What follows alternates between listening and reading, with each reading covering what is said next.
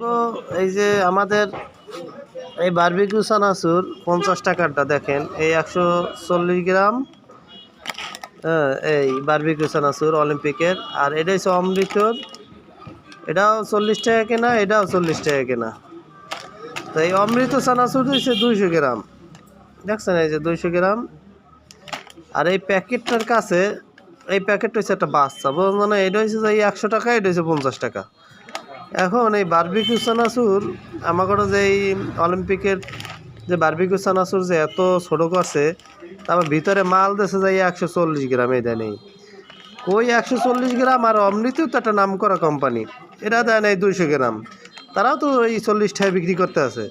আর এটার লাগে এইটা দেন খায় একজন বেড়াইতে নিলে 50 টাকা একটা চানাচুর নিলে এইটা চয়েস করবে, এটা জীবনে নেবে? এটা খাওয়ার কেউ তো নেবে না। এটা হচ্ছে যে বাছুর, হচ্ছে এই দোকানদার কইতেছে এটা হচ্ছে বাছুর। আর এটা হচ্ছে নাকি এটা ওজনও অনেক, আর এই 140 গ্রাম হালকা।